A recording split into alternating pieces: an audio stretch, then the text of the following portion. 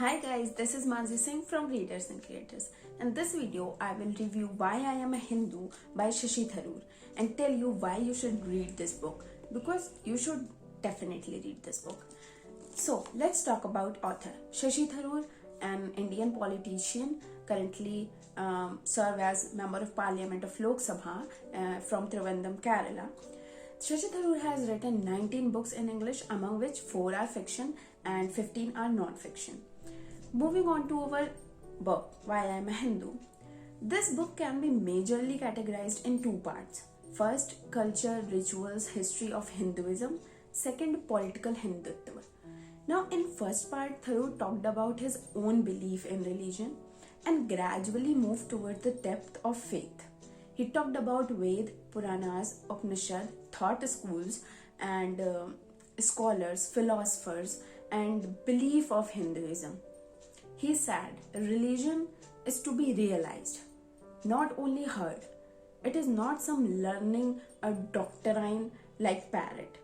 So, he told about the flexibility of Hinduism, about how Hinduism doesn't tell you to follow some fixed principles or rules to follow your religion. First, about Holy Book. Unlike Islam, Christianity, or Sikhism, Hinduism doesn't hold such handy volume. Gita is considered as a sacred book because of its frequent use in 20th century by gurus. But there's no such fixed holy book for Hindu religion which states the principles and rules to follow the religion. Second, flexibility of this religion. Every other Hindu person is allowed to pray in his own way, and there's no rule about how you should pray. Every person have their own way to pray. Some sit in front of a statue and light an incense stick. Some believe in God but don't pray. Some don't believe in God. There's no restrictions, no limitations, no foundations. Third, God. Now, there are infinite number of God in Hinduism. South culture, North culture, East culture, every other state, or you can say direction, have their own Hindu god.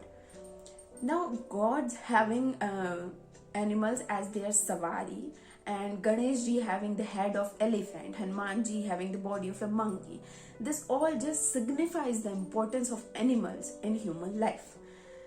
Next is the second part, that is political Hindutva. This is about the modern day Hindutva in politics and society.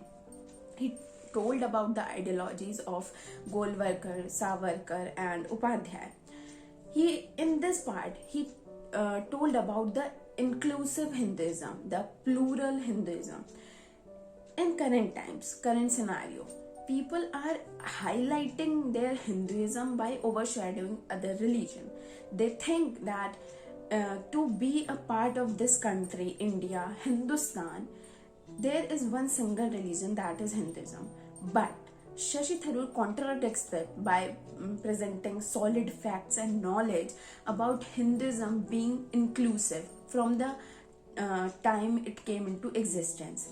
Being the oldest religion, Hinduism never exclude other religion or disrespected other religion. It has always delivered the message of including other religions in it, respecting other gods.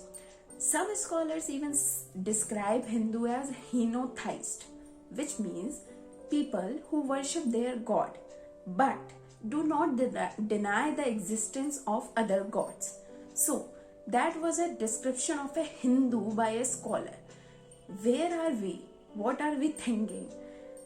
It's all about the inclusion, about the kindness, about the big heart.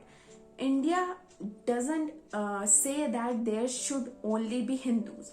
It welcomes every other religion with open arms. He talked about secularism, spirituality, self-realization.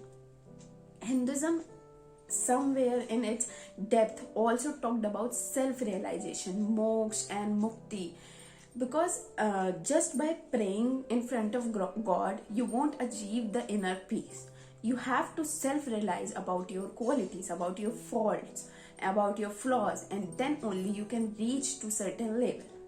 So read this book because it's masterpiece, seriously.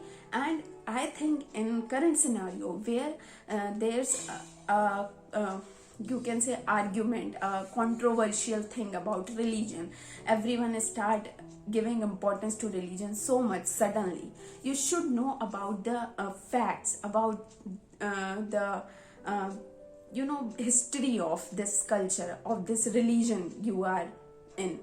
And don't forget to keep a dictionary by your side because it's Shashi Tharoor.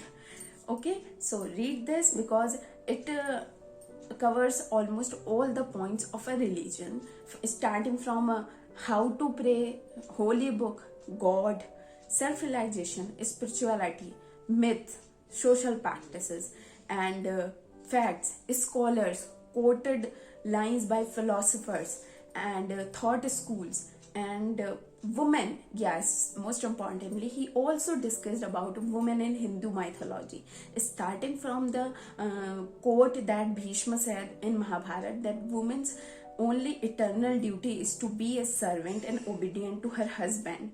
Then Swami Vivekananda, who said that if we see back, all the exalted rishis are women. And then Manu said that where women are honored, there the god rejoices, and where they are not honored, those rituals are useless. So he covered almost all the points, and those points were covered with total facts, solid facts from previous books, from previous scholar statements. He also said for Hindu religion that the palette of opportunities is as colorful as the as of inventive artist. So Hinduism provide you many options that you can't count on your fingers, and it's so flexible and inclusive. It has always been inclusive, and it is now inclusive too. It doesn't state that secularism means you just have to allow other religion people to live in your country but don't respect them. No, Hinduism teach you to respect other religion too and include them into you. So read this book, and it's long, and because it's non-fiction, so it might get a little, you need to have 100% concentration to read this book. So you can be slow reader while reading this, but just pick it up. I'm telling you, just pick it up. It's solid book, and I am totally impressed by Shashi Tharoor's writing. And yeah, that's it, I think. Till then, keep reading, be happy. Bye bye.